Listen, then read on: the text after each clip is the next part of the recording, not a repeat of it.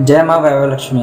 प्राचीन शास्त्रोक्त कथा। मातेश्वरी वैभवलक्ष्मी जी का यह व्रत युगों युगों से होता आ रहा है। सबसे पहले यह व्रत देवराज इंद्र ने और उनके बाद पांडवों ने किया था। पांचों पांडव उस समय द्रौपदी सहित वनवास में रह रहे थे। वे अत्यंत दुखी और परेशान थे। एक दिन भगवान श्री कृष्ण उनसे मिलने के लिए वन में आए। पांचों पांडवों ने भगवान श्री कृष्ण के चरणों में प्रणाम करके उनका आशीर्वाद लिया। फिर युधिष्ठिर ने श्री कृष्ण से कहा, हे नारायण, हमें आप कोई ऐसी युक्ति बताए जिसके माध्यम से हमारा खोया हुआ मान सम्मान, राजपाट, धन, वैभव फिर से प्राप्त हो जाए। आप ही हमारी इस समस्या का समाधान का उपाय बतला सकते हैं। तब भगवान श्री कृष्ण ने धर्मराज युधिष्ठिर को समझाते हुए मातेश्वरी वैभवलक्ष्मी का व्रत करने के लिए कहा। भगवान श्री कृष्ण ने एक प्राचीन कथा सुनाते हुए कहा, सतयुग की बात है। दैत्यों के राजा बलि के राज्य में प्रजा सभी प्रकार से सुख संपन्न थी। यह सत्य है कि बलि दैत्यों का राजा था, पर मेरा प्रिय भक्त भी था। उसने एक बार 100 अश्वमेध यज्ञ करने की प्रतिज्ञा की। उसका यज्ञ पूर्ण विधि से प्रारंभ हो गया। जैसे जैसे यज्ञों की गिनती बढ़ने लगी, राजा बलि का यश बढ़ता चला गया। दैत्यराज बलि ने जब 99 यज्ञ पूर्ण कर लिए, तब देवों में हलचल मच गई। देवों के राजा इंद्र भी घबराने लगे। इंद्र को लगा कि अब उनका सिंहासन इस 100वें यज्ञ के पूर्ण होते ही राजा बलि के हाथों में चला जाएगा। इस प्रकार देवलोक पर दैत्यराज बलि का शासन हो जाएगा। देवराज इंद्र ने सभी देवी देवताओं को अपने दरबार में बुलाया और इस समस्या के समाधान पर चर्चा करने लगे। देवगुरु बृहस्पति ने सलाह दी कि इस समस्या का समाधान तो भगवान विष्णु ही कर सकते हैं। तत्काल ही सभी देवी देवता देवेंद्र इंद्र सहित विष्णु लोक में पहुंचे। वहां भगवान विष्णु जी की अर्चना करके देवताओं ने नारायण श्री भगवान से इस समस्या को हल करने की प्रार्थना की। भगवान नारायण ने राजा इंद्र को आश्वासन दिया, तुम चिंता मत करो, मैं तुम्हें इस संकट से अवश्य मुक्त कराऊंगा। देवताओं को विदा करने के बाद भगवान विष्णु ने स्वयं धरा पर वामन के रूप में अवतार लिया। एक अत्यंत ठिगने ब्राह्मण का रूप धारण करके भगवान वहां पर पहुंचे जहां राजा बलि यज्ञ कर रहे थे। बलि के समीप जाकर ब्राह्मण वेशधारी भगवान ने उसे भिक्षा की याचना की। उन्होंने राजा बलि से अपने लिए भिक्षा में मात्र 3 पग की जमीन मांगी। राजा बलि ने तुरंत जल का संकल्प लेकर दान देना स्वीकार कर लिया। बलि के द्वारा संकल्प लेते ही ब्राह्मण वेशधारी भगवान विष्णु ने स्वयं को विराट के रूप में परिवर्तित कर लिया। उन्होंने एक पग से सारी पृथ्वी माप ली, दूसरे पग में संपूर्ण आकाश माप लिया। जब तीसरा पग रखने के लिए उन्हें कोई स्थान न बचा, तब उन्होंने अपना तीसरा पग राजा बलि के शीश पर रख दिया। फिर भगवान ने राजा बलि से कहा, मैं तुम्हारी भक्ति से प्रसन्न हूँ, कोई भी वरदान मांग लो। राजा बलि ने कहा, हे देवों के देव नारायण, मुझे इतना वर दो कि अश्विन मास के कृष्ण पक्ष में त्रयोदशी, चतुर्दशी व अमावस के 3 दिनों में पूरी पृथ्वी पर मेरा शासन रहे। इन दिनों सभी व्यक्ति प्रसन्न चित्त होकर घरों में प्रकाश करें, पकवान मिष्ठान तैयार करें, चारों तरफ दियों का उजाला हो और दीपावली पर्व मनाएं।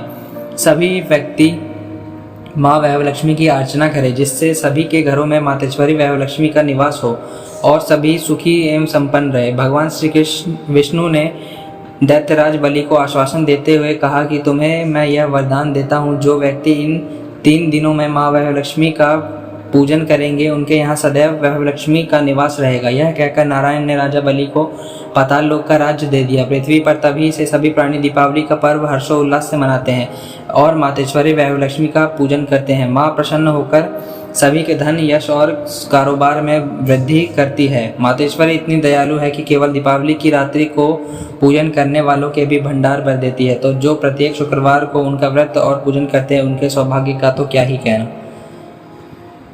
पौराणिक कथा। इस कथा का वर्णन शंकर दिग्विजय नामक प्राचीन पौराणिक ग्रंथ में है। आदि शंकराचार्य 5वीं सदी में अवतरित हुए थे। एक दिन आदि शंकराचार्य भिक्षाटन करते हुए एक अत्यंत निर्धन ब्राह्मण के द्वार पर पहुंचे। अतिथि के रूप में शंकराचार्य को अपने द्वार पर आया देखकर ब्राह्मण की पत्नी दुविधा में पड़ गई कि यह भिक्षा के रूप में वह आचार्य को क्या दे। उसके घर में कुछ भी ना था। बहुत ढूंढने पर उसे घर में आंवले का एक फल मिला। उसने संकोच करते हुए उस सूखे आंवले को आचार्य को भेंट कर दिया। उसकी दयनीय स्थिति पर आचार्य को दया आ गई। उन्हें भिक्षा ग्रहण कर उस घर से कुछ दूर जाकर एक वृक्ष के नीचे बैठकर ऐश्वर्य की अधिष्ठात्री देवी भगवती महालक्ष्मी की स्तुति प्रारंभ कर दी। शंकराचार्य जी की इस स्तुति को सुनकर भगवती महालक्ष्मी आचार्य के सम्मुख साक्षात प्रकट हुई। उन्होंने मधुर वाणी में पूछा, मुझे कैसे स्मरण किया है देव? तब आचार्य ने सब बात बताते हुए महालक्ष्मी जी से प्रार्थना की कि आप इस दरिद्र परिवार पर कृपा करें।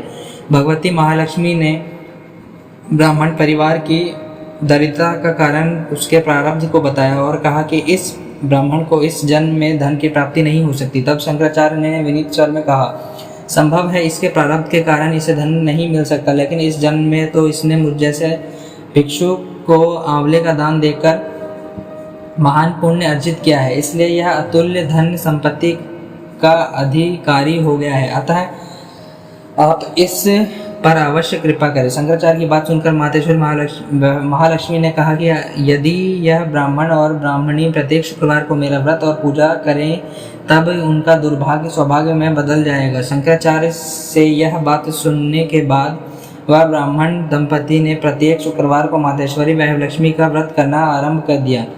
कुछ ही दिनों में उनका सौभाग्य मिट गया और उनका घर धन दौलत से भर गया। हे मातेश्वरी, जैसे आपने उस दरिद्र परिवार पर कृपा की है, वैसी ही कृपा हम पर भी बनाए रखना। बोलो मातेश्वरी वैभवलक्ष्मी की जय।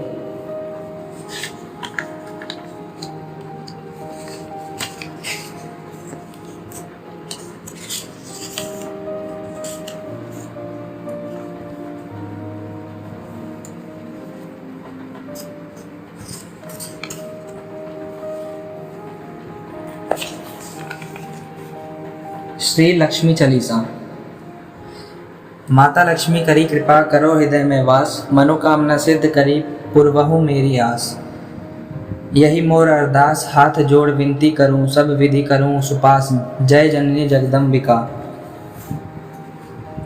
सिंधु सुता मैं सुमरो तो ही, ज्ञान बुद्धि विद्या दे मोही, तुम समान नहीं को उपकारी, सब विधि पर पूर्वहु आस हमारी। जय जय जय जननी जगदम्बा, सबकी तुम ही हो अवलंबा, तुम ही हो घट घट की वासी, विनती यही हमारी खासी। जग जननी जय सिंधु कुमारी, दीनन की तुम हो हितकारी, विनवो नित्य तुम ही महारानी, कृपा करो जग जननी भवानी, के ही विधि स्तुति करो तिहारी।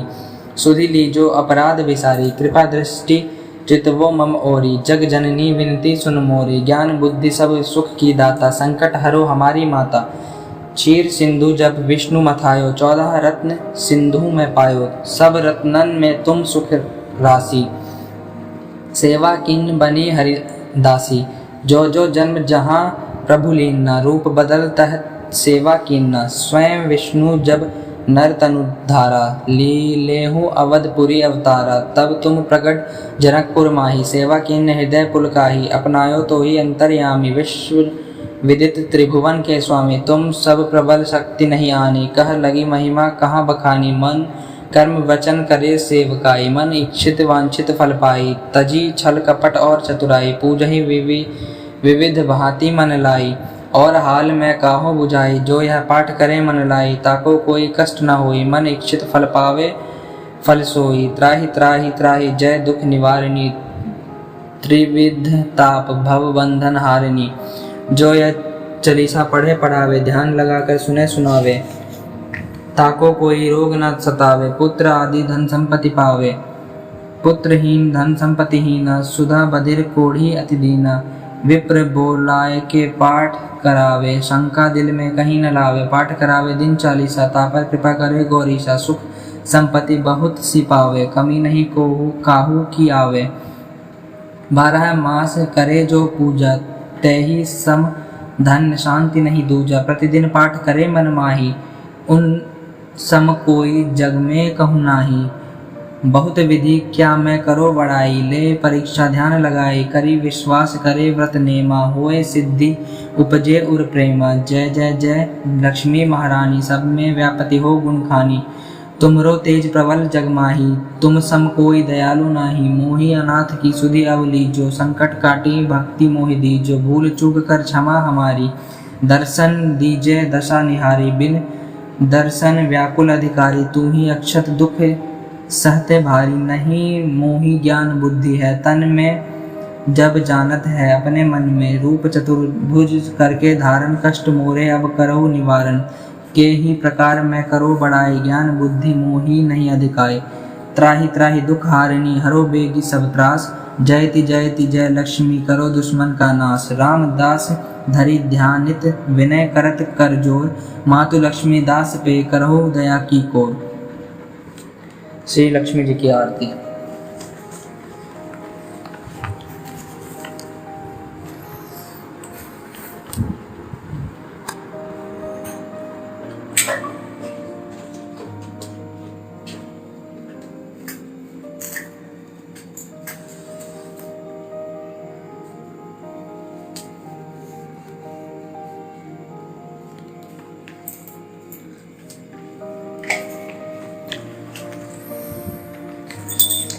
जय लक्ष्मी माता मैया जय लक्ष्मी माता, तुमको निज दिन सेवत हर विष्णु विधाता। ब्रह्माणी रुद्राणी कमला तू ही जग माता। सूर्य चंद्रमा ध्यावत नारद ऋषि गाता। दुर्गा रूप निरंजन सुख संपत्ति दाता। जो कोई तुमको ध्यावत रिद्धि सिद्धि पाता। तू ही है पाताल बसंती तू ही शुभ दाता। कर्म प्रभाव प्रकाशक जग निधि की त्राता। जिस घर थारो वासा त्राही ताही में गुण आता।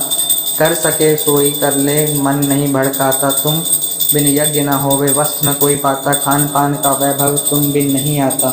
शुभ गुण सुंदर मुक्ता शीर निधि जाता। रत्न चतुर्दश तो को कोई नहीं पाता। श्री लक्ष्मी जी की आरती जो कोई जन गाता। उर उमंग अति उपजय पाप उतर जाता। स्थिर चर जगत रचाए शुभ कर्म नाता। सुनील प्रताप मैया की शुभ दृष्टि चाहता।